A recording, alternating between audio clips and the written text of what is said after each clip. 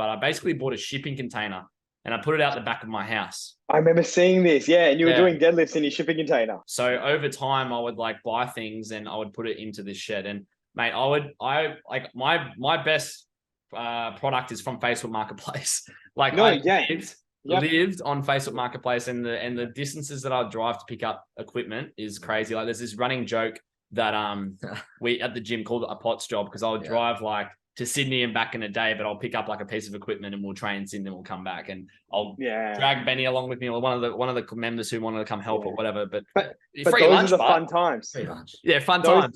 Those are the fun times, man. Like those are the things where you go back and you're like, oh, that was actually heaps fun doing that.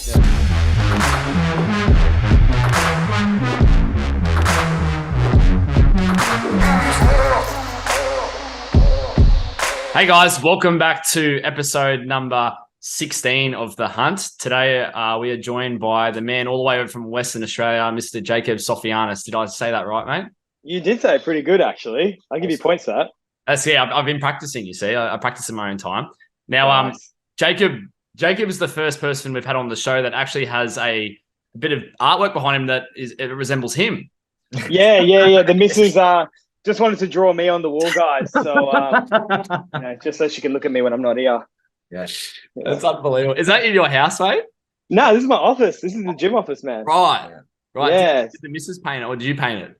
No, Dee painted it. So Dee does painting on the side. She's gotten into that in the last kind of year, just as a bit of like a side hobby hustle outside of, the gym all the time. Yep. And then, man, you guys probably had a similar thing. You kind of build a gym, you get an office, and it almost looks too professional. It ends up being a storeroom half the time. And I was like, nah, I'm not vibing this. So I got a little loafer couch over here. I got my TV up there. I got Nintendo 64 hooked up. I just wanted a bit more of a vibe. Yeah, and then a portrait of yourself, and that's it. Done. And a portrait of me, man. Yeah, just so I remember where I came from when I was bodybuilding. That's good. All right. Well, have you been on another podcast before with like other than your own? Yes, guy in WA here, and then another one on the East Coast. I'm pretty sure. Cool. Right, so we don't get to take your virginity today. You're pretty much a seasoned podcaster. Seasoned potty, bro. That's good. All right. Well, you've probably done it before, but I guess for the listeners that don't know who you are, I guess just give us an introduction, mate. Where you're from, how old you are, age, sex, location, that sort of stuff. I'm a male. 29. So I got started in the health and fitness industry, 10 years ago. I'd got out of high school, started doing engineering, realized I hated engineering. And then I moved my degree over to nutrition. During that time, I got qualified as a PT, started working at the local Fitness First here, realized I actually enjoyed coaching more than kind of nutritional science. I didn't want to be a dietitian. So I swapped my degree over to sports science. Kept working at Fitness First, got qualified, finished my degree, and then started slowly I think from just personal experience, I started doing powerlifting. So I started getting powerlifters, and it's just started growing around 2015, 16. And since then, it's just kind of kept growing to pretty much being a full-time powerlifting coach. So I started in the, I guess you'd call it the trenches, on the floor, PT, Gen Pop, commercial gym, and now it's kind of flipped the total opposite a bit. Perfect. Oh, good, man. It's good. It's a good story. Generally, like I think all three of us have gone to do something like extravagant, like engineering, or Benny did construction management, and I did dentistry, and it was kind dentistry. I don't know. Like I think everyone that I talk to that has become a powerlifting coach, it's very rare that you find that they leave high school wanting to be a powerlifting coach. They kind of just fall into it. I think it's probably something we're going to see more of in the next 10 years. Yeah. Because of so many sub juniors and juniors getting into it early. Like they'll probably still become PTs first or something like that, because you obviously need to create a bit of a name first to be a full-time powerlifting coach. But you don't. 10 years ago it wasn't a full-time wage. Yeah, being a powerlifting coach wasn't a full-time thing, especially in Australia. Yeah, and hopefully UWA can make a bachelor powerlifting course, mate, or something. Man, maybe I'll just that'll be the coaching course in the future. Who knows? Everyone needs to sit a 4-year degree. That's true. Yeah, let's do it. Crazy. All right. Well, Benny, do you want to ask the first question, mate? Yeah, for sure. So obviously this applies to both of you guys, but how did you create your gyms? Yeah, so Aiden, did you want to go first? I think we went to Y first. Why? Why we created it. Yeah, okay. So why we created it? Why and then how? Because it's sick. Nah, yeah. Nah, I'd always had this vision, I think from just starting at uni, and I was doing a lot of S&C work that I really liked. And coming from sports, I liked the club background. I liked being, I guess you're just hanging with the boys and you're having fun, you're training and you're all getting along. And when I fell into powerlifting, I realized there was an opportunity to kind of create that with powerlifting as well. And many clubs do nail it. So it got to a point where I was working at the commercial gym and I was training people for nationals. People were winning nationals. People were planning on going to worlds and stuff. I'm like, man, I can't be training these people in a commercial gym. Like, that's just not right. We haven't got the proper rack. We haven't got a proper bench. We haven't got a proper deadlift bar or anything like that. So it got to a point where I was like, I need to create an area for these people to thrive and to be able to deliver the best out of them. So that's what sparked it in my mind. And I always wanted to have that kind of club culture, Dust Strength Club. So that's cool. Yeah, I think mine's similar sort of like reason in regards to like it's more so that the community needs our facility for what we can provide to make them better at what they want to pursue. Whether it is, well, in my case, like I'd like to think that we're not just a powerlifting gym, but we can support people who do strongman or Olympic weightlifting or just general strength. But I think just kind of being that sort of model where you can offer many different types of strength sports. Obviously, powerlifting is our most like successful part of it because the owner is a powerlifter.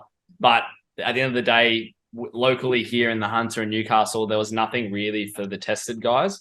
Like there is another powerlifting gym, I think like just outside of Newcastle, but they're so remote. And although they offer like equipment that are off, powerlifting standard, just I guess like the understanding of how a tested competition works, and I guess getting involved in that sort of community, because there's a lot. Believe it, you can't believe it, but like there's a lot more tested than untested lifters in this region, and I'd probably say like in the whole country, perhaps maybe that could be a take. But it's just something that the community needed, and I've been part of so many other gyms, like all over Australia, where I know that the model that we offer now, similar to yours, is so valuable to a community that wants to get better at this sport. Yeah, and it can be, there's gyms in Perth as well, and we're a bit of a smaller, we're 330 square meters, which I'd love to have double. That's probably a later question, but we wanted to do strongman, we wanted to do weightlifting, we wanted to do powerlifting, like we wanted to be that strength sports center. As we've evolved since we've opened, powerlifting just blew up, one. But two, we needed more room for powerlifting. And we actually have some really good local clubs here who do weightlifting really well. Like we have Rev Barbell, which is, I used to work there as well. Fantastic facility. They just nail weightlifting. Like you want to be a weightlifter, it is where you need to go. So it was kind of like, am I just entering a market where one of my good friends is actually already dominating that market so well? Like I'm a powerlifting coach. I do powerlifting well. I'm going to stick with that and know what I know best. And if I had more space, like if it was a different case where we had more space, then I'd go, you're a weightlifting coach. You're a strongman coach. You guys handle that section, which is what I can see you guys do really well, is your gym has that flow to it. And we just don't have that space. So while hopefully in the future we can kind of open that area up a bit, it's cool just being able to have people come in here and go, I just want to get strong. Like it doesn't even have to do powerlifting. They just want to get strong, which is also really nice. I thought it would be a bit of like an intimidation factor. You're seeing people on the gram lifting big weights and all that kind of stuff. But the why as well is the community was so good, and we were in a commercial gym that people used to come in on Saturdays and be like, oh, the powerlifters are here, like these guys. And we used to take all the racks and all that, but you could hear us cheering. Like if someone was squatting, it didn't matter what weight was on the bar. It could be, 35 kilo bench press, incredible. People were just cheering because these people were hitting PBs and nailing it. And you'd get just as much cheers for the 35 kilo bench press as you would for the 300 deadlift. And that's what made it really special. Yeah, definitely. That was the why. I wanted to get a space for that. Yeah. We like I said, I've been part of gyms that had that, and then when I decided that I wanted to drop out of dentistry and I had my like 3-month stint at Melbourne Strength Culture, I decided that I want to do my own thing. I was like, this community needs to happen, like for sure, because like where it is right now, like I would never have met you. You would never be doing what you were doing right now legit. if it wasn't for like that move. So like it's incredible how many more like I guess eyes you've opened up once you do create your own space that I guess fosters that. Yeah, and it's the same. Like we wouldn't have had Cam, we wouldn't have had Danny. Do you know what I mean? And Cam's even said, he's like, man, if I wasn't at Strength Club, I probably wouldn't be working in the industry. I probably would have moved on because now I found a home, I found family. It's really nice. That's good.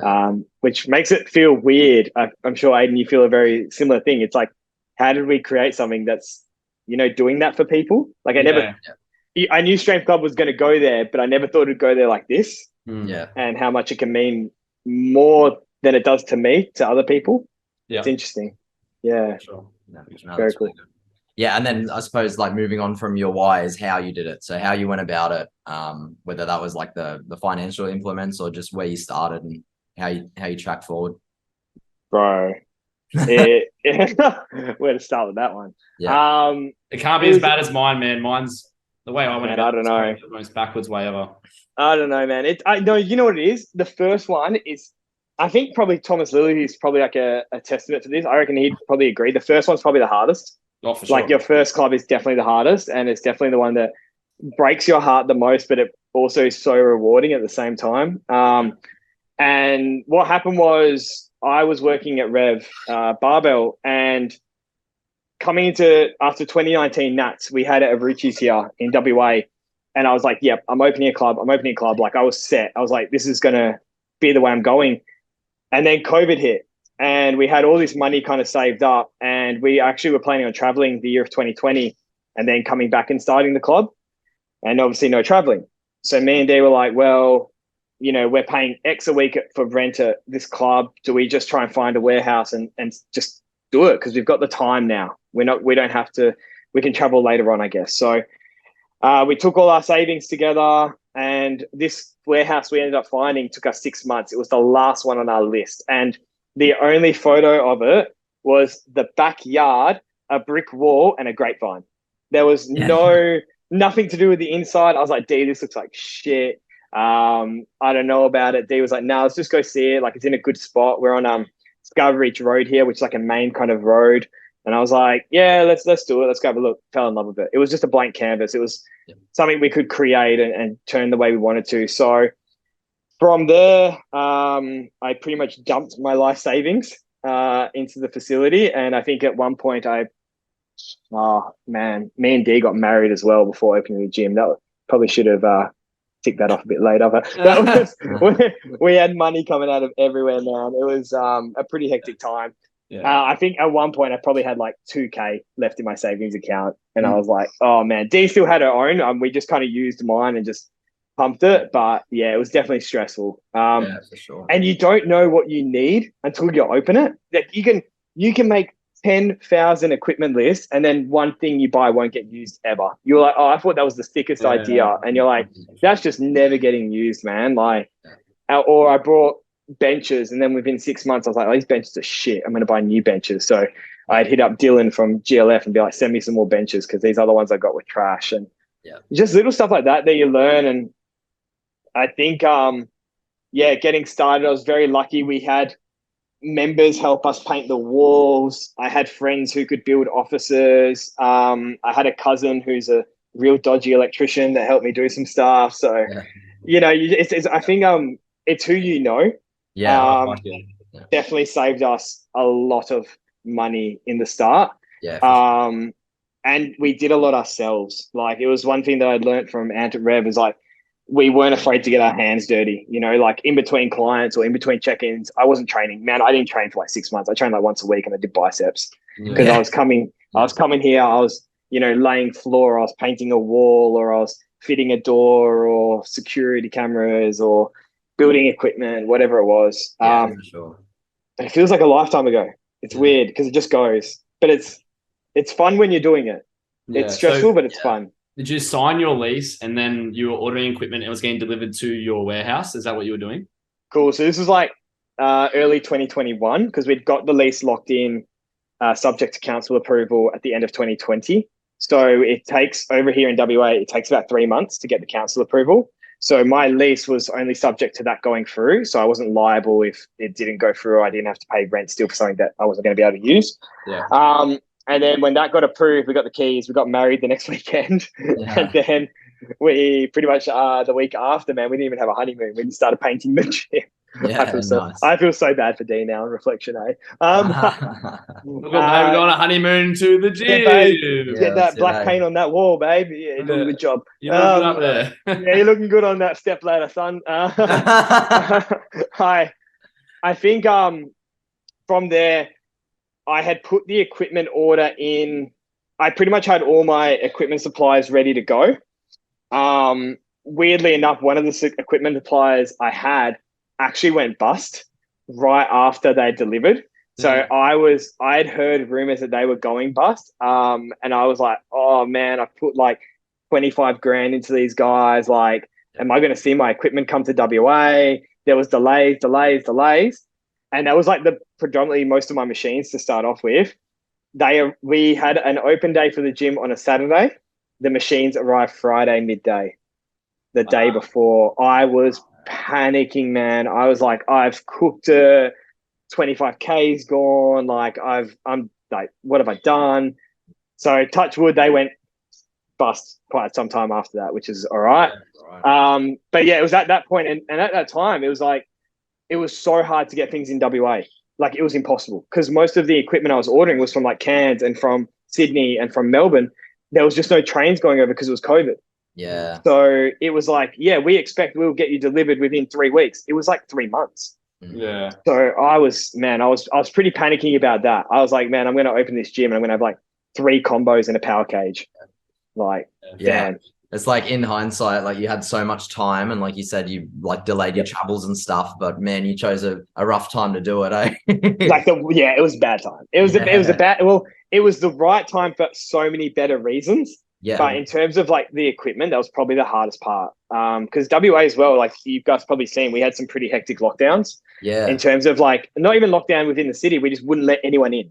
Like just nothing was coming through. So to try and get anything, man, was just a mission. But touch wood, it all came together the day before. Yeah, so that's good. No, that's all right. I think it'd be different now. Like now, if I go and order something, it's here within a week. You know, it's like it's wild. What was it like for you, Aiden? Was it similar? Yeah, I did the opposite. I bought all my equipment and had everything ready to go before I opened. So what I was doing, so I pretty much dropped out of uni and I started online coaching on the side. I worked for Melbourne Strength Culture unpaid because I was doing the in-house internship. And then the plan was to sign a full-time job, but I didn't get the job because of COVID. They couldn't afford wages and it just wasn't the right timing. So I decided to move back home to Newcastle. And then I started working as an online coach from like full-time, like trying full-time from August 2020 until May when I opened the gym. So it was only like a 9-month window of me pushing as hard as I could. And I got up to nearly 100 clients during that time because I was just working so hard. And because I was sitting on my ass all day, like I was replying to clients in between sets, and I was just supplying, I guess, like the best communication for all my clients, like no matter who you were. And even if like, it's just all I did. Like I just had a vision that like, I've got to make this happen. I've got to put so much effort into this. So I provided that service like for 9 months straight. And then basically with that extra money that I started, at first, I had nowhere to put like equipment because I made an equipment list, and like you, I kind of made heaps of equipment that I thought like, oh, you know what, I'm gonna buy all this equipment and it's gonna be perfect. But similar to you, like you buy things and it's a waste of money because no one uses it or it's really shit once it arrives. So like I made those errors, but I made this list and I pretty much thought of everything I could possibly think of. Budgeted like rubber tiles to what I would think would be the size of the gym that I wanted, but I basically bought a shipping container and I put it out the back of my house. I remember seeing this, and you were doing deadlifts in your shipping container. Yeah, I remember this. The shipping container was actually in. Oh, was that your shed? No, it was in my shed, but the shipping container was at my mum's place on her property. And basically, how it worked is I'd get like equipment delivered to the property, and it would get put into the shed. So over time, I would like buy things and I would put it into this shed. And mate, my best product is from Facebook Marketplace. Like lived on Facebook Marketplace, and the distances that I drive to pick up equipment is crazy. Like there's this running joke that we at the gym called it a POTS job, because I would drive like to Sydney and back in a day, but I'll pick up like a piece of equipment and we'll train Sydney and we'll come back, and I'll drag Benny along with me, or one of the members who wanted to come help or whatever. But free those lunch, are the fun times. Free lunch. Yeah, fun times. Those are the fun times, man. Like those are the things where you go back and you're like, oh, that was actually heaps fun doing that. Yeah. Do you know what I mean? Like, I drove from Newcastle to Melbourne because Derrimut in Caroline Springs were refurbishing, and I bought like almost everything from that gym because I was like, I need all this equipment. So I drove down there in my 2-wheel drive Hilux. That cost me about $2,000, and it was like, it had like a blown radiator, and I was towing like a 4-stack lat pull down horizontal road tricep extension. Like this thing was so heavy, and the fastest I could go was like 80 k's an hour. Like it was so dangerous. And but you got a deal, bro. That's all that matters. I know. I got a deal. I got a deal, bro. I know. So I pretty much just bought all my equipment on Facebook Marketplace. I was storing it in this shed, and then I was looking around for a place. I knew I wanted to start somewhere, and man, like, I couldn't find anywhere. Hey, like there was nowhere that was available. Everything was like either too small or way too big. And like I was going to go like a 200 square meter, but then I was on Facebook Marketplace, the Old Faithful, and a property popped up on a private sale. And I approached the landlord and pretty much went in there, and he wanted to get out because he'd been in the CrossFit industry for like 15 years and he just wanted to close down, but he owned the building. So he is my landlord. So pretty much we did like a transfer we made a lease. I took his members. They all left immediately because they didn't want to be powerlifters. So it was really sad because like he made this massive buy-in around like, oh, they're going to stay. And, you know, I make 15 grand a month, and it's like, it helps me pay for everything. And pretty much, man, as soon as I signed the lease, like that's the thing as well. We'll probably talk about is just like, do your due diligence if you are going to look into a property and you are going to be buying into their business. So I took everything. I bought all his cardio gear. I bought all his Olympic bars, bumper plates, kettlebells, rig. I bought all the stuff off him in addition to the stuff that I was going to put in there as well. And yeah, pretty much like I probably did waste a lot of money at first because I didn't do my due diligence, because I came in like, sweet, I'm in the green. I'm going to be making like a little bit of profit with the amount of members that I do have going in with me. And my online income is obviously going to be something that's going to help me a lot. Sign the lease. They all bugger off.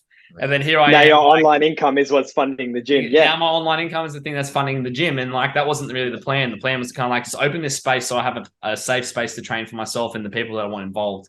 And it just didn't really work out that way. And it's taken probably like 2 years to like get into a point where I've built like, you know, now 70, 75 physical members in the gym that are actually like helping me cover the gym expenses. And then over that time, like I was stressing and like I couldn't no longer supply like that high communication for online coaching. And I had clients drop off because of that. And I just wasn't meeting their demands, and I had to be realistic with like what I was providing. Like it was fucking hard. Yeah. How was your training in like your social life at that point? My training went down so fast. So when I moved to Newcastle, like I started my nationals prep, and that's the year that I won nationals before I had opened the gym. And then, you know, probably due to it, but in 2 years' time, I hadn't made a total PR and I hadn't like improved at all, probably because of the amount of stress a business has on your life. Like you could blame the fact that like, you know, I was like, we used to run like a 5 a.m. start, and I'd be up. Like I did not get up at 5 a.m. ever in my life.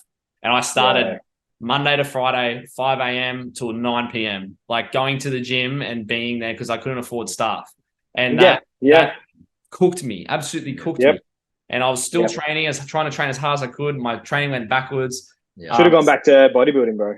I know. But I was so stubborn to like give it up. Yes, I was the same. Yeah, I get it. Yeah. And pretty much just at the point where I like was like dumped on Tom Haynes, who was like my coach from Purple Motion when he was still working. And I had all these injuries because it's just so funny that like as soon as your stress of your life increases, you start getting hurt, you start regressing. Like it's really hard to like make gains. Like a lot of like, you've got to be, I guess, like really lucky to have a stress-free life. But owning a gym and a business, when you've put, again, like your life savings into something to make it work. And like, you've got no turning back. Like, you've signed that long-term commercial lease. And to all the listeners who don't know what a commercial lease is like, it needs to be longer than 3 years. Okay. So when you sign that lease, you have to be in there 3 years. It's not like a residential. Your bond is 4 months, not 4 weeks. I learned that when I went to sign the papers. I had to somehow pull 24 grand out of my ass. So you need to have 4 months bond saved, which was ridiculous. So it's just those little things I didn't know about. You know what I mean? It was the same for us, man. It's like town planner to get council approval. That's going to cost up to $2,000. A lawyer, that's $2,000. Yeah. Solicitor. I had to get a locksmith because the door here I didn't even realize was trash. Bro, that cost me $800. Yeah. I had to get there's so much little cost. I was talking to Cam about this the other day. He sat down and we're obviously talking about going bigger eventually and all that kind of stuff. And we want more space. And I was like, bro, whatever I say on the budget, if I say, yo, we need 100K, whatever, we need 100K to go bigger. Yeah. Okay. 20K of that I'm not using for anything.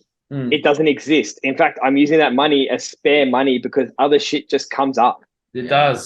It's like I'm using 80 grand will go to equipment and all that, but 20 grand is like a put fire out money. That's what that is. And he was like, oh, really? I was like, yeah, I learned that the hard way. Yeah. So it's like, I thought, in my savings account, I'm going to end up with still a 5-figure saving account. I'll be fine. And then I was like, oh shit, man, that's not good. Man.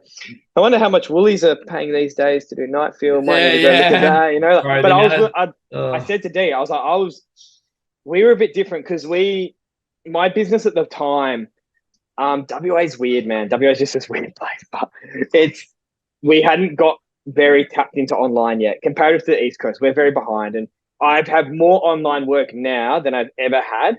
And it's interesting because I was such a face-to-face trainer coming from commercial and coming from all that, that now I do like 5 one-on-ones a week. And when I was peaking one-on-ones, I was doing like 50, 60 one-on-ones a week. So it's like I've trimmed it right back to be able to run the business and get the high contact feedback and all these kind of things. Yeah. It was interesting for me indeed because when we come into it in terms of making sure you can, break even and what's it going to cost. This was over COVID. We didn't know if we were going to get locked down the next day or what was going to happen.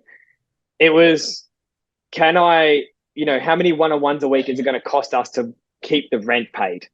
Not pay cleaner, not put drinks in the fridge, not pay anything, like what keeps the lights on and us with the lease. And once you work out that bottom line, I think you've got to really accept, like, is it doable from there? Yeah. And that's the minimum. It's like, we were like, cool, I know D needs to run X sessions. I need to run X sessions. Is that doable? Yes. In the current frame, it is. It's more than doable. And it's like for us paying rent at the other place. But that means we weren't, we're not paying ourselves a profit. We're not reimbursing ourselves for the 6 figures plus we just dumped into a gym. We're not taking money out. It's just surviving. And that's, I've had people come in here and want to, or friends and associates want to do gyms locally because they, in the nicest way, they see what we've done with Strength Club and they're like, yeah, sick, I'm going to go do this. And I have to be, it's not saying I did it right or I didn't. I, made many mistakes. Yeah. And I asked a lot of questions to friends that own gyms and now they're coming to me with the thing. And I'm like, man, whatever you're doing, just make sure your bottom line isn't high. Yeah. If your bottom line is high, you are overcommitting. Yeah. And I wouldn't even recommend opening a gym now with just inflation because we'll get to future, because rental properties, commercial right now is stupid. And similar to before where I was speaking about how different a commercial lease is to a residential, if you were to buy somewhere, your interest rates are 7.7 to 8% right now. And even then, again, touching on the difference of putting out fire with that extra money that you need to have all the time, plumbing, roofing, electrical, glass, anything that is carpentry related, that's all on you. You don't contact your real estate agent and say, hey, this needs to be fixed. And they don't send a handyman. You literally are the person that has to fix and do all that sort of stuff. And I'm sorry, but if you finish your lease and you go to leave and then the landlord comes in for their inspection to inspect the property, they will most likely not give your bond back because if you haven't done your due diligence and you haven't actually done a proper job of going over absolutely everything on the property, they're going to rinse you for that 4 months bond that you paid them.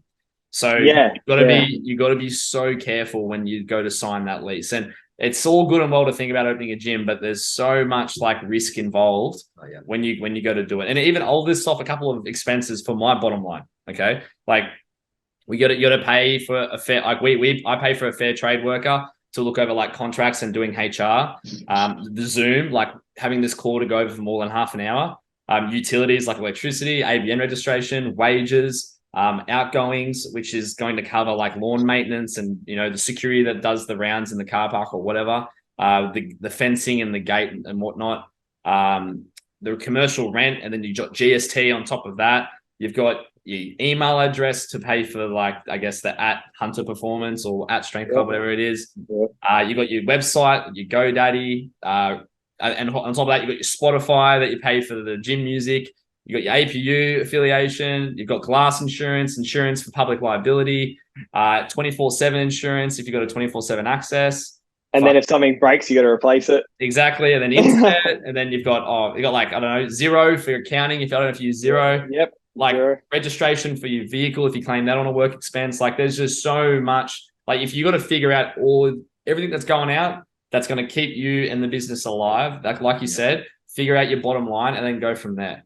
And I think, I don't know if you had this maybe with Jamie at Melbourne Strength Coach. I was lucky, man. Like I obviously had Ant, who owned the biggest weightlifting gym probably in Australia. Like he started on a very similar trajectory, and I was like, bro, give me don't give me the steak. Give me the veggies. What is the worst case scenario here? Like, what do people not want to know? Yeah. Like, don't sell it to me. Tell me the things. And man, he was the same. Like, I made this mistake. I made this mistake. I made this mistake. And it's like, it's fine to make those mistakes, because then I've gone, oh, sweet, I won't make those mistakes because I already know he's mentored me and done really, really well. And now I know and then I get to it and I still make mistakes on different things, on totally different things that he never had to make mistakes on. So it's like, you have to be willing to, let go of a lot of things to get your feet. And I think the interesting part is, like, now is probably where I feel most capable. Yeah. It's like, I think coming after Christmas, like, man, this year I feel so good. Last year, when we opened the gym was mid-2021 for us. Aiden, I think you opened a bit earlier. May 16th or 14th. Yeah, you're like a month earlier or something, month or two earlier. When we opened, it was like, it's just manic. You're just signing people up, or you're getting leads in, and you're mid-training. You're like, oh, leads come in, I got to go talk to them or something like that. Like, it's all a bit chaos. And I found towards the end of the year on 2021, 2022, I was like, oh, I'm finding my feet. Like, I got this gym stuff. Like, I know how this works. Yeah. Training, hit up PB totals, happy days. Yeah. And then it just blew up again. It was like a second wave come in, and it was like just swept off us our feet. And that's when I hired staff. And that's when I said, no, I can't do this by myself. Like, I need to start offsetting. And much like you and Benny know, like, I can't just hire staff. I need to upskill staff. I need to personal develop them. They need to deliver the same quality as me. Yeah. They need to keep growing themselves. I need to make sure they've got a wage to pay their rent, to pay their food on the table as well. And it's a lot of things. I'm not just worrying about me and D now. I'm worrying about someone else, and I'm worrying about the next person as well. Yeah. Because, you can't get to a point, like, obviously when you had with online, you get to 100 athletes and you're like, man, this is just too much. Like, I don't want to touch this anymore. Yeah. And you don't want to get to that point. Yeah. I to just touch on, like, the last point, I was like very hesitant to take on anyone because this is my baby. And I made the mistake, and I think next with Benny we'll talk about business related horror stories. But like, I made a lot of mistakes doing this. And one of them was kind of like, if you look to have someone work with you or work for you, you really need to make sure that you guys are like have the exact same views and opinions. Because the reason why, like, I had a successful online business before I started the gym, or like even now a successful physical gym in itself, is that the product that I sell and the service that we provide as a business is the reason why we are doing so well. So therefore, what I created is the thing that people want to pay money for. So if I have someone else that comes in, and whether they're staff, as a staff to work for me, they need to be of the same products as what I am. So if I, for example, go to Perth for a week to spend time with you to train and have a holiday, I know that I can leave Benny in charge of the gym and he's going to provide the exact same lens that I see when he's on the floor. It's not to say that his biases are going to change or not. In regards to like what he believes and what I don't believe, but whatever biases that he has, I understand and I know that in with full respect that they're right. Yeah, and you know, and it's just basic. Like I've started upskilling the boys on this as well. Is like you guys need to realize they do realize. Sorry, like you know, I might be in Malta coaching. I might be in Romania for Junior Worlds. I might be at KO later the year. Like this is the level that I've kind of had, and you guys will get there one day too, hopefully, with the amount of development they're doing and staying in the game long and all that kind of stuff. But it's like I need to make sure that when I walk out those doors, you guys make sure the bins are gone. You know, the bins are taken care of. There's toilet rolls, man. Why do people shit so much? Oh my gosh. All right, talk about horror stories. Yeah. Do you know how many times on a Sunday midday I've got texted, me and Dee are like sitting on the couch, you know, relax, it's all good. And people from the gym text like, man, there's no toilet rolls in the gym. And I'm like, there's none in the secret stash. You know, you got like a secret stash that, you know, you put in a pigeonhole somewhere that no one knows about. And I'm like, go to the secret stash. There's like nothing in the secret stash. I'm like, are people stealing my toilet rolls? What's going on here? Why are people shitting so much? But I need the boys to know, like, you know, they take that responsibility. I can't come stock toilet rolls from Malta. Yeah, I've found that like the best employees that I've found are the blokes who I coached. You know what I mean? Because they've come to me at first, and they want to learn from you, and obviously be educated, and then I start to learn more about them because like I'm sure we're the same. Like coaching is such a great friendship that like you eventually start to really understand how this person ticks, and like. I've had experience in the past where, I hired a client of mine, but I kind of rushed into it. You know what I mean? Like the relationship has to simmer. They have to ask questions. You have to sense as a boss, like, you know what, like this guy actually genuinely enjoys what they're doing. So it's something that I like. This is like, I guess, a keynote to all the HPC lifters. Like if I ever look to hire, you probably want to be in my system first, or even do a course of ours or whatever it may be to understand like how we click. And from there we can move forward. We do a similar thing. We do kind of like a probation internship kind of thing where for the first 3 months, you know, I'll put them on the floor. I want to see how they interact with members. I want to see, and I was lucky because Cam wasn't a client. Cam actually approached us. And then I said, all right, you got to do 3 months and we want to see how you go. And I want you to come in for these, you know, mentee days where he wasn't getting paid. I just wanted to see how he interacted with members, and he did well. He grew over that time. Like, you know, they come in, they're all shy, but I don't want to talk to all these big power lifters over here, or you know, this chick's benching more than me. And then he grew, man. He grew. He got out of his shell, and Danny, my other employee here, he was a client of mine for about a year. Yeah. And then he got qualified, and he approached me as well. And I was like, cool, I'm going to give you the exact same spiel as I gave Cam, you know, like I need to see you interact. I need to see how you go. And it's definitely been better because it's allowed me to have confidence in passing people on or referring people to them as well. And allowing me to focus on the book that I did have and get more time back with D, man. Like I'm sure, as you know, like eventually you do have to become a human again. Yeah. And I feel like this year's the boys have allowed us to do that. Yeah. It's good. I think my next question, and this is relating to horror stories, because my horror story is that I hate it so much. Like for some reason, people think we make a shit ton of money. Like, and it's so hard to explain that, like, we make a lot of money, but we spend a fucking bucket load of it as well.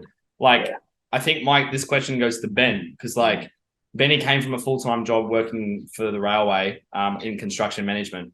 Paying very well, and he took a big hit, right, financially. 100%. But from the outset, people think that like you make all this money, you got all this spare time, like you sit on your ass all day and you're on the computer, and you know, then you go train and you talk. You guys don't? I'm confused here. I think we're talking about two different things here. He's got his life back. He just said, that's what I do now. He's a human. No, I agree. I come from a family that work every hour of the day and get paid for it, right? So like they work their 9 to 5. They do overtime. They expect to get double paid for that overtime. They work Saturdays, like very like hands-on, like tradey sort of lifestyle. You pay what you do is what you get out of in return. Whereas like very similar background. Yeah. Yeah. So whereas like for me, like I don't get paid to be on my phone at 2 a.m. in the morning to talk to my guys that are international, you know what I mean? Like people don't see that. Like they don't see how many hours you put in. So Benny, how do you tell your parents that like, oh, you spend so much time at the gym and you make such little money? Like how do you kind of like wrap your head around, I guess, like avoiding that conversation from being something that's sour? Well, like I think like the people that are actually around me like notice like how much I actually do like all of the time, and then it's just constant. And I think that's the thing that's different about this to like any other type of work. Like you said, like you're in a background of an industry where you get paid by the hour. If you go over 10 or 12, you get paid double or time and a half. You get paid, like I used to get paid laugher for when I'd like live away from home. And you know, like all of these perks and everything like that, and you'd clock on and clock off. But in this industry, it's kind of like just constant. And it's like Aiden says it all the time, where it's just like he doesn't really take days off. And that just is part of the lifestyle, where it's just like every day there's something to do. And then accepting the fact that like you have to do things that aren't necessarily contributing to a paycheck, but they kind of do through their own stream. It's like all of those efforts that you put into like social media, to like your marketing, to personal development and everything like that. Like it doesn't necessarily make you more money, but it will pay dividends in the end. Yeah. Or even like, for example, I was going to touch real quick. It's like no one, like I don't know if you do it, Jacob, but like if someone's not getting something right, like whether it's in person or online, like I will happily step out of my day to have a video call with them whilst they train, or maybe like spend time with them to come in like an hour early before we open so we can nail this lift. Like going that extra mile, you don't ask to get paid more because like it's just the part of the service which you provide, and that's what really matters the most. Yeah, and that's it. One, it builds that connection with the client. It builds that trust and that. And to be honest, man, like the thing that built the brand that is Strength Club was delivering on the service you just said, Aiden. Was going that little bit extra and allowing, like, you know what, I'm doing this for the better of not just my business, but the better of this person. Like they clearly need some help, and I'm willing. This is what I do. I love doing this, so this is why I got into it. I want to help people get stronger. So kind of ignoring that is kind of going against the values that I had built the whole business on, right? So there are definitely a lot of unpaid hours that you have to, you know, be willing to put in, especially at the start. 100%, especially at the start, and the more elite your athletes get, the probably more it actually ends up happening as well. Do you know what I mean? Because you get people internationally that you've got to refer to, you know, and it's very interesting because my parents, my dad kind of gets it because he came from a boxing background, but my parents, my uncles and aunties, the same thing as they're mostly tradie based. They have no idea what I do, man. Like, honestly, they have no idea. Like, I tried convincing someone the other day that our gym's 24/7. And they're like, so how does that work? Is someone there at night? No, they get a key tag and they come in. They go, but how does that work? Like, how do they do that? And I'm like, what? It's hard to, and then it's like, you know, the old, I don't know if you guys get it too much over there, but it's like we get maybe being in Perth, oh, there's a gym on every corner. Why is your gym different? There's a gym on every corner. And I'm like, you wouldn't get it, man. No, I'm sorry, you wouldn't. Like, and I go to Strength Club and I walk out to the people now on the floor and I'm like, oh, what makes Strength Club different? They're like, you know, the culture, the community, the vibe, the people themselves, you know, they're just such good-hearted people and they want to get better and they want to, you know, keep going to these bigger meets and prove everyone. How do I tell that to my uncle who, you know, is a bricklayer? He just doesn't get it. It's fine that he doesn't get it. So for them, they probably see it as like, oh, yeah, they are making this money and they're only working this. And, you know, Aiden, I don't know if you got one of these days for the gym, but I got a day, Wednesdays, I pretty much sit there and I do social media planning. I do paid business bills with Dee. We look over pays. We do all the Jimmy admin stuff, including check-ins with our clients and whatever programming updates.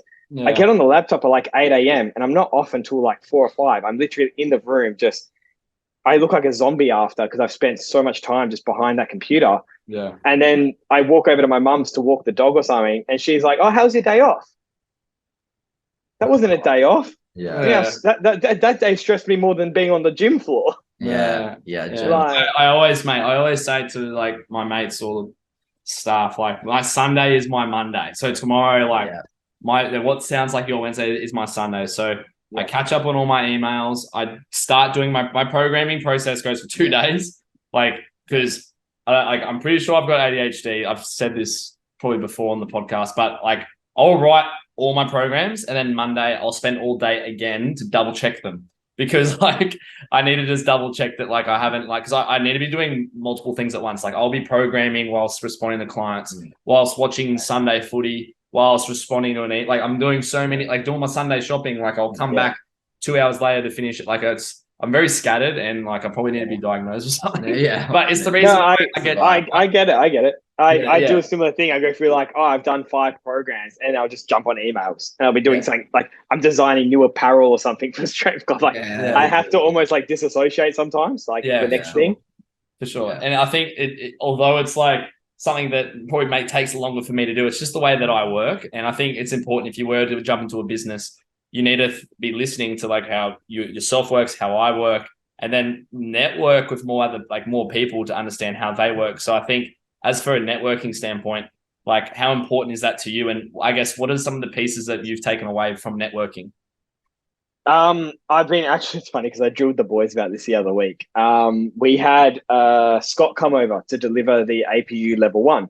Yeah. And obviously I know Scott, and we had a little bit of a yarn and whatnot, and the boys said bye, and I caught up with next week, and I'm like, all right, guys, so who introduced themselves to Scott? And they were like, and I was like, so he doesn't know you by name, he doesn't know where you work, he doesn't know who you are, you're just the guy that sat in the course. And I go, yeah. I go, okay, Scott, who is the VP of the federation you now coach in, shouldn't you be building some sort of relationship there? So if you need something to refer to, or you need, hey man, I actually want to come over and coach for this, do you have a point of contact? Right now you're just a name. And they're like, I see it now. So I think definitely building relationships in the industry, and it's not easy. Sometimes you have these kind of relationships where I guess it's a bit of give and take, and you feel like, maybe I'm not getting much out of this in the end. But it's you got to look at what's the betterment of yourself as a character and the business itself. So I found definitely working more with equipment manufacturers in terms of like Dylan at GLF, man, like we get along really well, and I'm like, hey man, I need this, what is your time? And he'll just be honest with me. Do you know what I mean? He'll be like, nah, I can't deliver it within this time, man, like you're joking, or something like that. But even networking with other coaches, like in WA for a long time, without going too deep, we were very secluded. And I don't know if it was, we had Ruchis. It was just Ruchis for so long. It was just Ruchis, and Ruchis kind of like dominated the powerlifting realm for a bit, where now it's like, I think it's broadened out a lot, and we have a lot more connections with the East Coast. Yeah. Where, I can throw ideas to you, Aiden. Even the other day I was talking to you about ideas. I can throw ideas to Kelly and Sam and all that at Perth. I can throw ideas to friends in Melbourne and Sydney. And it's like, I never used to have that probably 2-3 years ago. I feel like I've been able to use Strength Club to be able to grow it in a way where I grow as a coach as well, by building those interpersonal relationships with people and other coaches, and hearing their experiences, what went wrong, what didn't go, to plan. It's definitely opened up a lot. And I think if you're a young coach and you're looking at being a gym owner, you need to shake hands and kiss babies on the forehead and, get yourself out there, because you'll learn a lot by just listening. 100%. Yeah. Like I networked with so many people before I started. And it's really hard sometimes to like when you try to network and people just immediately look at you as like you're a competitor. And I think they're the types of people that are really hard to get along with. But usually the people that are competitors or consider you a competitor probably aren't doing that well in business, because they're very like one-minded. They stick within their box, and that's the way that they run their business. Whereas like I networked with Thomas Lilly, obviously Jamie, a few more people from Queensland that I networked with, Kelly at the same time, similar to you, was opening her gym. So like we're bouncing ideas, we're jumping on shipping orders for equipment. Like it just, a lot of things made it easier just by being a good bloke. So I think if you just want to try and open a gym, networking is so important. And like what you said, Dylan, fantastic ground level fab up in Cairns. They do a great job of making IPF spec combo racks. I've got a good contact for Alico in regards to Novo Fit. Like they do a really good job, and they're happy to give discounts if you just ask. Like I don't know why people don't ask for discounts.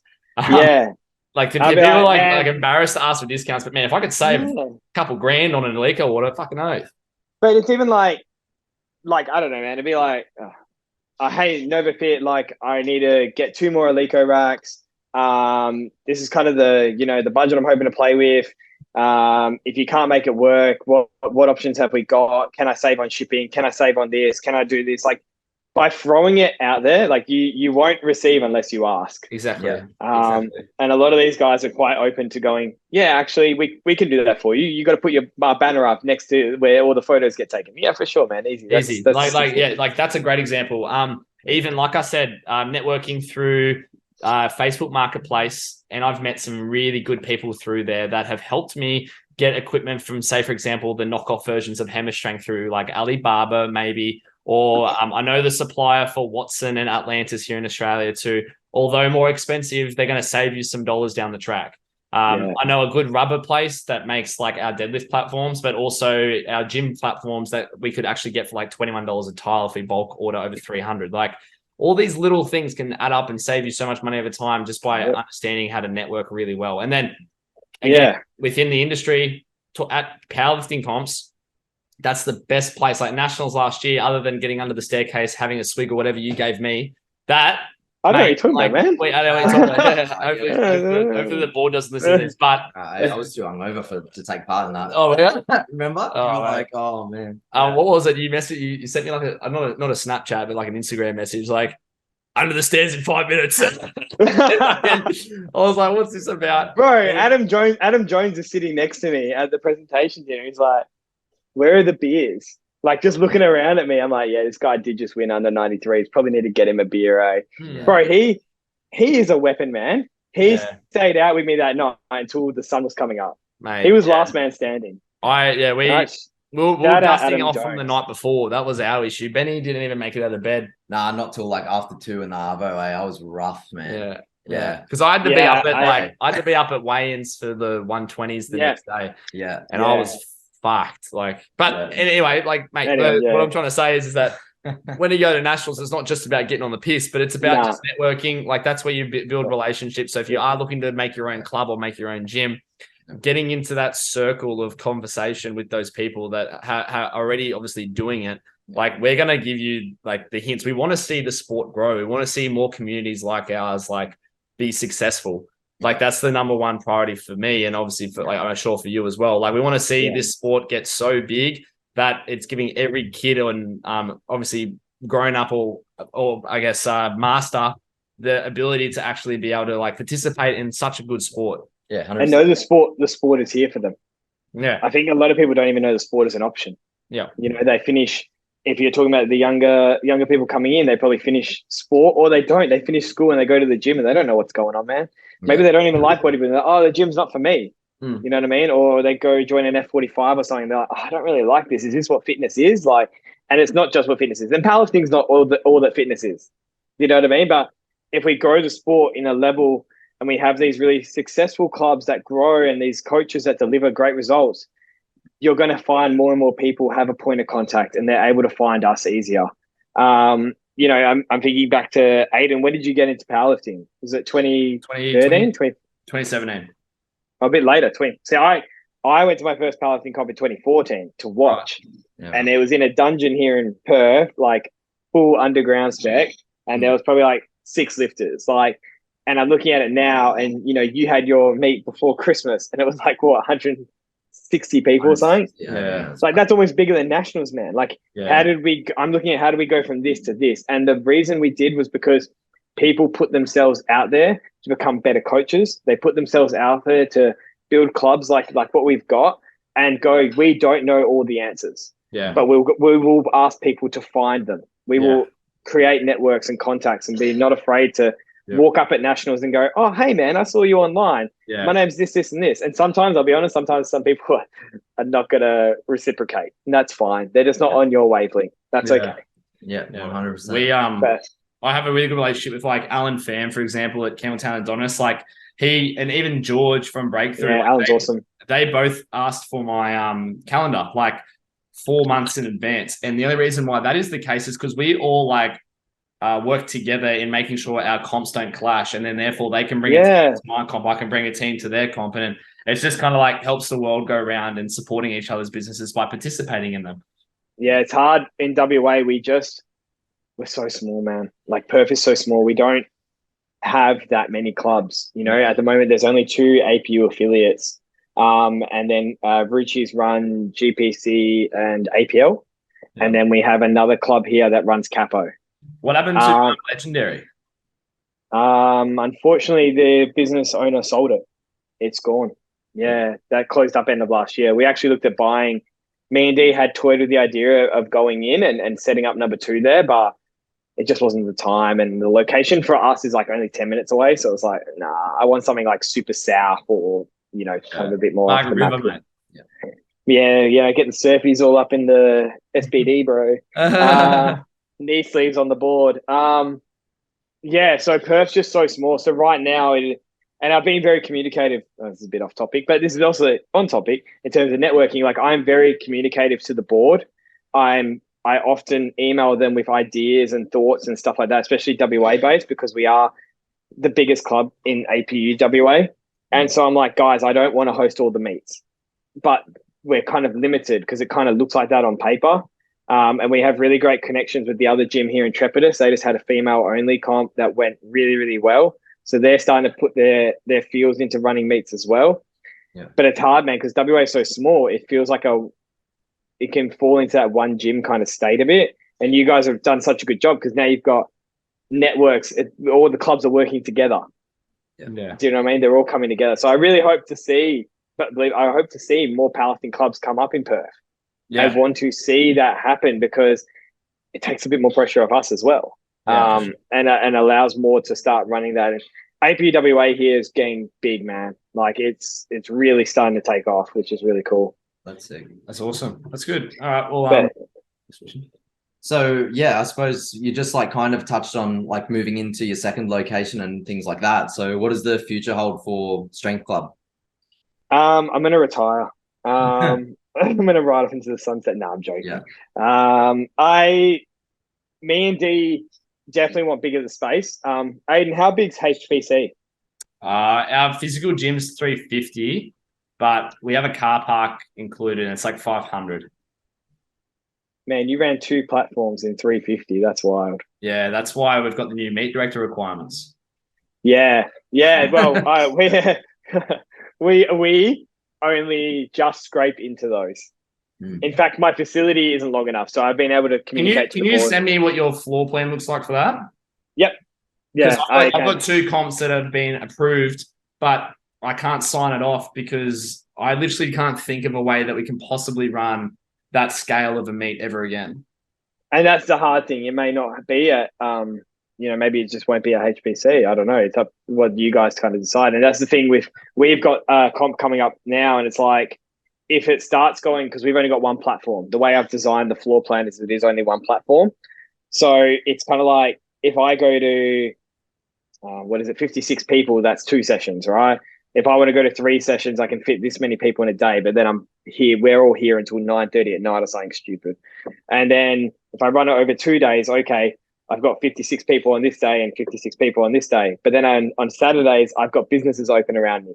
So the car park gets very full and they get, it disrupts their business as well. So it's gotten to a point where the comps might become a bit more like sold out, and then we've got to kind of get the next one booked in, and then they know that'll sell out. And it's a very interesting time with that. Yeah. Sorry, what was the question at the start before we go? What's the future of the Strength Club? I want to go bigger. Definitely. I think me and Dia toyed with our number 2. Perth is kind of divided into north and south, and the city's in kind of the middle of on the river. We had toyed with the idea of going south. I think it would require whether the boys are up to it in the future or another kind of person to come in and run that, because I won't be able to go there every day.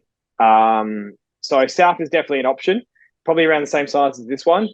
I think before we did South, I think I'd like to go bigger here where I had double the floor space. Yeah. And I wouldn't want to go any bigger than probably 700. I think 700 would be, that's it, done. And there's a few reasons I hold that. There have been bigger clubs, especially here in WA. And I find that the bigger you go, the more empty space it becomes, the more you start to lose vibe and culture. And I don't want to be a big, 1,000+ square meter commercial gym. That's the commercial gym's job. We're a club. We're a bit smaller, and we can grow in other ways, whether that's online and stuff like that. So whether the club ends up becoming a bit more private in terms of only coaching members being available in here and stuff like that, it could head that way. Yeah. But definitely getting the floor space to being double what it is now, mainly because I want more machines, man. Yeah. I just want to hit a fat back day. And we're just limited by the space. We've got 9 combos in here. I've got a half rack. I've got 2 half racks in storage and a 4-person rig that I can't even set up because it's now too many machines. Yeah. So it's kind of like we're now getting just restrictive in terms of being able to grow anything outside of just more of that. Yeah. Cool. That's good. What about you guys? Is it similar? Well, we are already looking for a new space because our lease finishes up next year. But we've got an option to leave early. So I have got to consider, obviously, Ben and then Paige as well, who's one of the other coaches that runs her business out of our gym. And then obviously I've got Jay to consider as well, for future reasons at David Hoffman. But the thing is that we need to just consider all the variables, like our clients' locations. We put up a poll, for example, a week ago in our Facebook group, just asking what locations would you guys prefer, and we basically have the idea of where we want to be next based on population. Because we love our members so much that we will never go to the other side of the city and open and close this one, because I don't have a vision of opening a second gym. I think I love the idea of just running one good big hub. Maybe down the track in a different city, but not in Newcastle, because Newcastle isn't as big as Perth. And it's a lot more similar to you, community based, because I've got space to fill with Paige. Paige, for example, she wanted to open her own space, 200 square meters, but you simply cannot do that here in Newcastle because the rent is so expensive being close to Sydney. And for like I said before, you don't make a lot of money. So sticking together with subcontractors is something that's really helpful. Because I've also got a guy who works for me who runs a cafe. I've got another guy who's going to be buying in with me, not buying in, but contracting with me, who teaches Olympic weightlifting. He's part of a big weightlifting team as well. So I'm kind of attracting all these people that are kind of going to be able to run their own businesses under the umbrella of Home Performance Center. And that's kind of the vision where I'm heading, is finding a space big enough for that. So there is one place in Warners Bay that we are looking into that's about 900 square meters. However, it's already fitted out for an office, and currently talking with the landlord about knocking down the fit out and finding where the weight bearing walls are and figuring that out, and using contacts by networking. I've got carpenters and builders that can, I guess, do that up for me and figure that out. It'll be a matter of just time, really, but we are looking to go bigger. We are looking to obviously have a setup where we don't have to make a competition every time we host one, because holy fuck, man. Bro, that's so undermined. If we could run, we would happily run a comp every month, right? But the effort it takes to set up a comp is so Thomas Lilly does a really good job. He has a curtain that runs across a bit of wire through his gym, and he just drags it across, and then all the machines stay there. All the racks are on the other side of the curtain. He's got a platform that's set up, ready to go. He's got his logo there, ready to go. He just has to whip out the chairs and he's sweet. That's the dream. Ruchi's, you guys hadn't come over for the 2019 Nationals, but you would see it's literally the same. Yeah. You put a curtain up and it's ready to go. It's all, the TVs are set up, everything. You just turn on your laptop, plug in that HDMI cord, and you're set. Yeah. And it's, Rev was a very similar one for the weightlifting comps. They've got it to a really clean level now. And it's taking me the whole time we've been open to get the setup as clean as what it is now. And now it's literally like I move 5 machines just out of the way. Luckily, they're not pin loaded because I'd break my spine. Yeah. And then I move them out of the way. I set up the chairs. I put the tech desk out. I put the laptop in. I put the banner up. And it probably takes me an hour. Yeah. When before it was like 5 hours of just moving and setting up and putting wires out. And I think this is the other thing with running meets. You know, if you're opening a gym and you're like, sick, I'm going to make X amount of money from running X amount of competitions, do not think you are going to make money on comps. Like, honestly, the comps, if you do make money on comps, if you ever do, it is like such cream on top of the cake. You have to bake the cake right. Like, you are getting, you know, if we make revenue from a comp, I'm probably just going to buy some new bars. Yeah. Or I'm going to buy a new piece of machine. It's not going to a new car. No. It's not going out the door. It's staying in-house, or it's improving the comp setup that we've already got. So we've ran a few comps here now, and all the money we do raise, and sometimes it's not that much, we just put back into the comp. I'm going to build this. I'm going to buy this TV. I'm going to get my electrician to come out and fit these wires into the wall now, so I don't have to worry about lining them up. Yeah. So yeah, it's interesting in terms of comps, because I think the bigger they get, man, I'm like, I can see us having to. I don't know if you've seen in the US, Corrupted Strength, how they had their one outside and they had like 2 platforms, or Walkout, how they had their whole expo thing. Yeah, I can see meet slowly going back to that, where it was similar to when we had Fit Expo. You know, I think the bigger meets are eventually going to have to get out of the clubs, because business owners, you know, we have to. You have to close your gym for 2 days. Yeah. You know, people are training at midnight or training at 4 a.m. just to get the session in. It's like, you can't do that too often either. Yeah. Without it kind of disturbing the rest of it. So Definitely. yeah, it's an interesting growth phase. But yeah, once you get that, if you go into your next club, I'll send you our floor plan. But if you go in with the mindset of like, how easy can I make a comp setup? Far out, saves you hours, eh? Yeah, like you could sit all day and just draft up the layout of what would be an ideal scenario, but you've got to be realistic with these new bloody meet director requirements. It's going to be hard because they require so much space, and I love big comps, man. I fucking love. I can't not run a 2-day 2-platform event anymore because I just love it so much.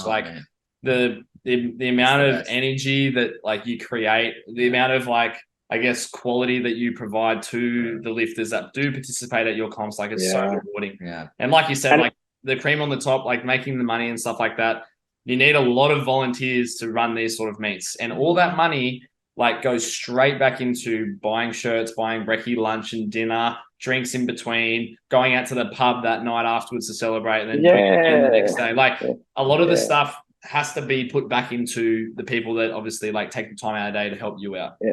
And I think even on the day, because the days can get so hectic at meets, and this isn't us forgetting about people, because I think the people volunteering for my clubs is a testament to just how tight the community is, how much they want to give back and how much they want to support their friends and everyone. You know, I did this comp, now I'm going to help at this comp. And it's really good. We got these great vibes here, but it almost on the day, I don't get a chance to say thank you enough.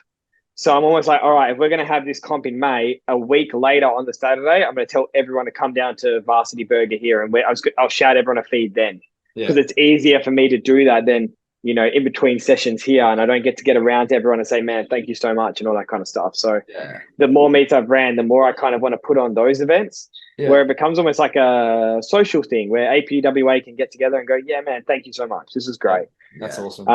It's definitely the way it's going to be. But the meet director things I can understand from a safety point. You know what I mean? Because at the end of the day, you have to keep those volunteers and those members safe. And I guess it's just finding the best way where we can still deliver the insane competitions that you do deliver. Yeah. You know what I mean? Like, I'm trying to upgrade the live stream now. I want the live stream to be like UFC spec, where we're sitting there in suits and ties, and it's like cut out relays. Like, you guys have done a very similar thing where you had OBS running and getting those little things that make the member experience even better. Yeah. Because then they can say to their family, yeah, tune into the live stream. And then people understand what powerlifting is a bit more. Yeah. Rather than just watching a webcam and you don't know what's going on. Yeah. We like you said, like we just have to figure out how we can stretch the rules as hard as we can with running those big meets. And obviously like you improving the live stream, like we've got a media guy now and he's all over that sort of stuff. So we're always going to get better. And networking, man, like fuck, like if I don't know something in regards to OBS, then I'll ask the other gym owner. Oh man. Job. So like I won't even touch that stuff, like I'm like, nah, that's not me, man. I powerlifting coach. You guys can help me with the live stream. And it's good because you just got to ask out your community as well. So much of our community are full of knowledge, like I hope that powerlifting can work in this realm where we start tapping more into the community on what they know, how to set up things and how to do technology and media companies and stuff like that. Because it's definitely an untapped realm that we're not getting into enough. To make it more professional. To make it appealing, make it look good for people. Sure. But yeah, it's I reckon I can already see it for states in WA how big it's going to be, and I've inquired with outsourced venues as well, being like, okay, if I went and got this function hall or this theater, which would look amazing, how much would it cost? But then it's not even that. It's like, where am I getting the equipment? So now I've got to put all the GLF combos in a truck. Who's doing that? Like, I'm doing that. Okay, how much time is that taking? Have I got enough volunteers to do that? So these meets, the more bigger they get, the way more consideration there is as well. In terms of like, even if I can't have it at Strength Club because it's going to disrupt my other businesses, where am I going to have it? And then if I go hire this place, is that going to cost me like $5,000 to hire it? Yeah.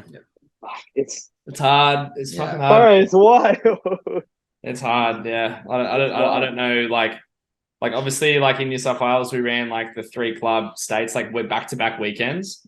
That was really hard and expensive. Because like I was there for Adonis, man. Yeah, like we had well, if you're in New South Wales and you're coaching like all age categories, like you're traveling for 3 weekends in a row and you're thinking of accommodation and you're thinking of like time spent not doing other work that you could get paid for, like it's really, really hard. So yeah, I don't know, like and then for volunteers, for example, like they can't help me because they're competing the next weekend or they are competing or they competed the weekend before. Yeah, and it's like with look at nationals, guys. I mean, your meet locally was almost as big as Nats, Open Nats, which is insanity. But that's a dream, man. That just means your community's gotten so big. Yeah, it's incredible. It is. It's a blessing and then a curse in terms of organization. But it's like for nationals, this is why I think nationals, the standards and qualification on how to get to nationals needs to change because. It's not so much a deficit on not wanting people to compete. It's the amount of volunteers needed to have those big meets. Do you know what I mean? Not everyone can travel to Gold Coast. Not everyone can travel to Melbourne. So you're probably using the resources within that one place. Do you have enough resources to host 3 days worth of meets with enough spotters and loaders, 5 spotters and loaders, 2 people on tech desk, someone on a scoreboard, 3 referees, 2 doing weigh-ins at the same time? Like, do you have enough people there to handle that? And it's kind of like if we keep, and that's why I'm kind of like on this thing of I hope this can get a little bit more competitive in terms of the barrier to entry to go to the bigger meets, even if that becomes an invitation or something like that, because it's the volunteers, man. You need to have enough volunteers. And it is sad that we have to, you have to say that, the reason why we need to decrease attendance at nationals is because we don't have enough people to help. Like, that's really, really tough to hear. Eh? I think it's on like, it's not even that. From a safety perspective, it's like we should have those 5 volunteers on the platform, spotting and loading, even if it's, a lighter weight session or a heavyweight session. We should have the same amount of volunteers because it's still putting plates on a bar, taking plates off, putting plates on a bar, taking plates off. That gasses people. You can't expect those people to come back for session 2. You can't expect them to come back the next day. You should have a team, a new refreshed team coming through the whole day. Yeah, sure. Somehow the Growth of Strength Club turned into how to run meets, but there we go. we might do another one on meet directing. Because that'll be good. There's nothing really out there in regards to like how to run a meet. There is like the IPF rule book, but there's so like I made so many errors on my first day. Man, I'm just waiting for the day for when like I'm not here and Benny has to run the meet on his own. So 100%. And we've got the one coming up in May. The boys need to do a little bit of coaching, and so do I. But I'm splitting the jobs up. I'm going to get them to run the meet because, like I said, there may be a time as a business owner where I'm not here. So they need to know what to do. And I guess that's the growth of a business, right? You need to be able to delegate and delegate at the right time. There's my other business tip 101. Yeah, that's good. Be ready bossing everyone around. Yeah, 100%. You need to. Otherwise, nothing gets done. Nothing gets done, man. No toilet paper gets filled up and people keep shitting. All right, man. Well, I think I will wrap it up. We've gone for like just over an hour. But look, I hope all the listeners were able to like pick up something in regards to, I guess, starting or if they're looking into opening a gym. My inbox is open to anyone who wants to have a conversation around it. I'll tell you straight up what to not waste your time on or your money. Jake, and I'm sure yours will be as well, mate. Exact same. Yeah, because like what we said earlier, we want to see this sport grow, and we want to see it grow in places where like it's already not big. Like obviously, like you said, Perth was like asking for it. Newcastle was asking for it. And we'd love to see like more places like this grow because there's so much untapped potential. Like we've got like such a massive junior team now because of what we've been able to create. Yeah. And juniors of the future. Juniors of the future. Like they're the people that are going to really like lift up Australia and put us on the map in regards to like that international standard we are so long for. But yeah, mate, I guess where are people going to be able to find your inbox if they want to reach out? Guys, at Jacob Sofianos for the Instagram. Hit us up in the DMs or even at Strength Club Perth. Give us a follow, see what we're about. And if you've got any questions, always reach out on anything. Cool. Easy. Thanks, guys. All right, we'll wrap it up there. All right. Too easy. We'll see you later on, mate. Take care and thanks for coming on board. Thanks, boys. Appreciate it. See ya.